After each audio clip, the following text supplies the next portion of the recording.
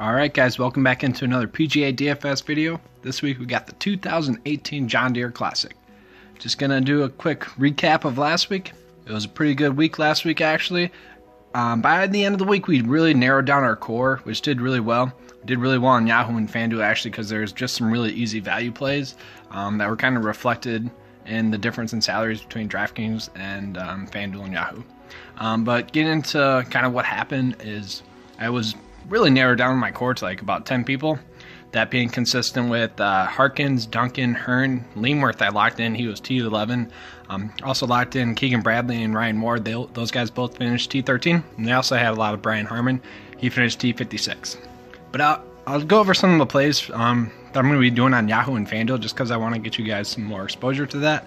But we'll get on that, hit that later on in the video. Let's get into the key stats for this tournament actually. Gonna be looking at course history like always. Gonna be looking at strokes gained to the green, strokes gained approach, and we're also gonna be looking at greens in regulation and then birdie or better percentage. I think those are more predictive of who is gonna be one of the better plays. At the high tier, you really can't go wrong with any of these guys. It's really hard to really narrow down who you should be targeting. You can make a case for really any of them. Molinari, he's a pretty good course fit, and he's obviously in great form coming off a victory, a T25, a T2, and then he's also won. So his last 4 events have been really good.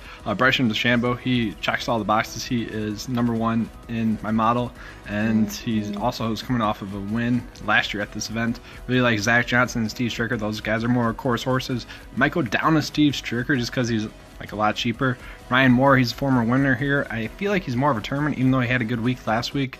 And then Kyle Stanley's probably the guy I'm going to have most in this range just because he's more cheap. He's made 4 out of 4 cuts here in the last 4 years. He's 15th in Griggs and regulation. So I do like him. He's just the cheapest option, so that's probably why I had the most of him. Alright, getting to the mid-tier here though. Chesson Hadley's a guy I really do like. He was second best course fit according to my model.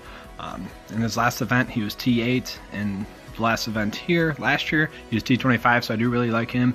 Chris Kirk, he's just in really good form. 9 out of 10 cuts made. Out of those 10 cuts, 4 of those have been top 15, so I do really like him. He had T60 here last year. Kevin Toy, another guy that I like. 5 out of 6 cuts made in a row. 3 of those were actually top 10s as well. He had T12 here last year, so I do like that. Kevin Streelman, second in greens and regulation, 16th in proximity, and also strokes gained approach, so he's checking all the boxes. I like Scott Piercy as well. He's checking some boxes for me. And CT's Pan, oh wow, he's in good current form, and he's a pretty good fit as well. But getting to the low tier players here, I really like Bronson Burgoon.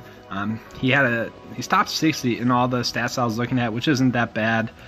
Last year at this course he was T74, so not that bad. He did get some course exposure though, so I don't mind that. You go with Putnam, I don't mind that. Tyler Duncan, he has 9 straight cuts. I've been playing him a lot. He's not a bad course fit either.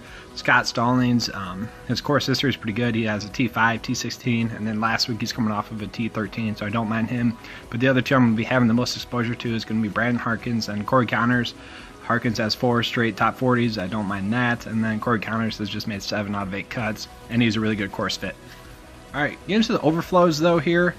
These are all guys that are going to be tournament options, but I don't mind them either, so I didn't really want to call them tournament options this week. You could go with someone like Johnson Wagner, who last year he missed the cut, but the years before that he was T5, and T7, so 3 out of 4 years, really good.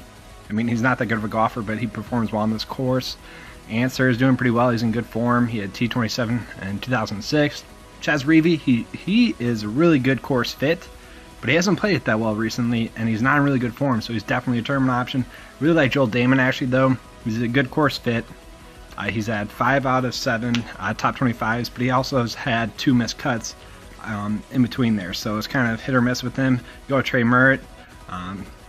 He's in good form. He's made 3 out of 4 cuts at this course. Don't mind him. Go with Sam Saunders. He had T5 last week, T25 at this course last year. He's a good fit. And then Fabian Gomez, he's a cut maker. And I do not mind Rory Sabatini. He's had a pretty good year. He's an okay fit, and he has good course history. I don't mind that either. But getting to the value plays here, I really want to touch on Scott Brown. I played him last year. He did really well for me last year. He's a T25. He also had T16 and a T5. And then he also has a missed cut in there. So 3 out of 4 times he's played this course, he's done pretty well. He also has made 3 straight cuts, so do not mind that. Cameron Pierce is another guy I really do like. 7 out of 10 cuts made, 4 straight he has made. He's a pretty good fit, and he had a T12 here last year. You could go with Taylor, Vaughn Taylor, that is. He is a good course fit. He had a T19 here last year, and he was in good form. Penn Kazire, he's just going to be a course fit, definitely more of a tournament option. But I came up with 2 lineups here for you guys, just a little sample lineups. One's more of a tournament option, and one's more of a cash play. But I hope you guys enjoyed it. I said I would touch on Yahoo and FanDuel. Some plays on Yahoo are going to be Chris Kirk, Neiman, and Lingworth. On FanDuel, you're going to go with Scott Brown, Kyle Stanley, Wesley Bryan, Tyler Duncan, and Lingworth. All a little bit too cheap, but I hope you guys enjoyed the video. As always, please like and subscribe if you did. Thank you.